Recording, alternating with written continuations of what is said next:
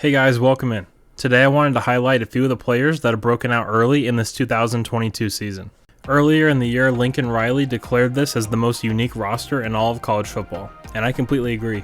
In the offseason, it was a real mystery figuring out who some of those key players were going to be. And now that we're 5 weeks into the season, I thought it'd be fun to look and see who some of those surprise players are. Now, this USC team has no shortage of star power, with Caleb Williams, Jordan Addison, Mario Williams, but those aren't the kind of players that I want to talk about today.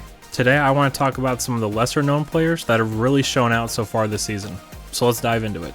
And the first player that I want to talk about is linebacker Eric Gentry. Now, I'm sure they won't admit it now, but going into the year, many USC fans were very skeptical on how or when Eric Gentry would make an impact on this Trojan defense. And I totally get it. When you look at him, you wouldn't think in a million years that he would be a starting Mike linebacker at USC. But when you watched his tape at Arizona State, he showed real power and real potential. When they announced Gentry as a starter, I wasn't surprised. Seeing him starting at Mike was a little surprising. But that's the thing with Eric, it's not just that he's been getting a ton of playing time, it's that he's arguably the biggest playmaker on this entire USC defense. He's an excellent tackler, he's a really physical tackler too. Just in general, he plays the game very physical, especially for a player that's as lanky and skinny as he is.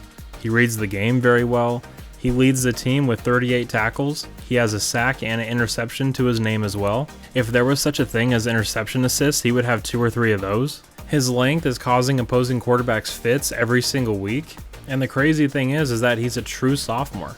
He's only in year 1 in this Alex Grinch defense, he's only going to get better, and overall he just really raises the ceiling of this USC defense. He's been awesome so far. It's really cool seeing him break out the way that he has. I'm seeing him get talked about more nationally as well. He's going to need to play a really good game this week against Washington State against Cameron Ward in that offense. So yeah, next up I want to talk about Taj Washington. Now Taj is a really interesting player. I feel like most USC fans, including myself, forgot that he was even on the team during the offseason. It really shows how awfully misused he was last year.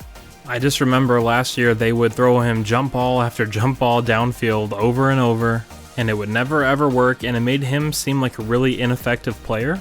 But now we're seeing that the scheme and the way he was used last year was the real root of the problem.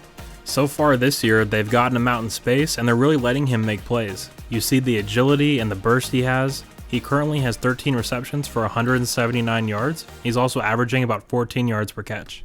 He was super clutch in that Oregon State game. He made some big time catches. He really seems to have the trust of Caleb Williams and Lincoln Riley. We've seen it a few times this year where on the scramble drill, Taj Washington is the receiver that Caleb finds. He seems to be almost like a safe valve for him. I'm really happy for Taj. He's been fantastic this season. I really feel like he's going to be important for this offense going down the stretch. So hopefully he can continue his solid play and that they can get him in the end zone. He definitely deserves a touchdown. Now next up, I want to talk about Solomon Byrd. Now when the first depth chart for the game against Rice came out, Solomon was 3rd string at edge, and instead of sulking or giving up, he kept fighting. Now he's USC's starting edge rusher and is second on the team with 3 sacks. He played an enormous role in the Oregon State game as his pressure was the main cause of the Sire Wright interception. He really plays with that hard hat sort of blue collar attitude that this USC defense desperately needs. And with the season-ending shoulder injury to Romello Height and Corey Foreman's lack of consistency on the field, someone in the edge room had to step up and become a really productive player. And Solomon has really done that. His emergence can't be understated in terms of its importance, so let's hope that he continues this great run of play because we're really going to need him this next 2 weeks. Next, I want to talk about the legend Dennis Lynch. Dennis Lynch is just everything you want your kicker to be. He's been perfect on extra points so far as well, going 28 of 28.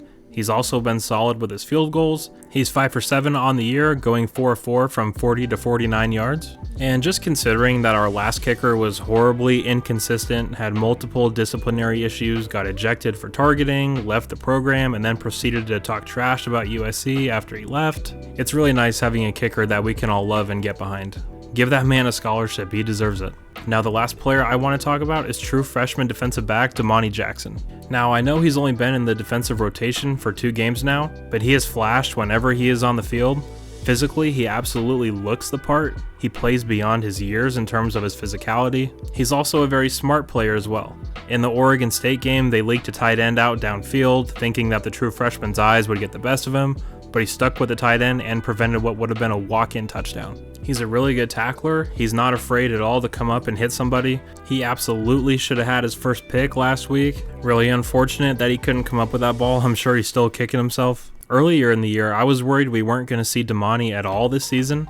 Seeing him play this well this early is really encouraging, and it's only up from here. Alright guys, so those are my 5 early season surprise breakout players. Who has really impressed you or surprised you? Aside from Caleb Williams or Mario Williams or any of the big name players. Let me know down in the comments. But anyways guys, thank you all so much for listening. Please like and subscribe, and I'll see you next time. Fight on!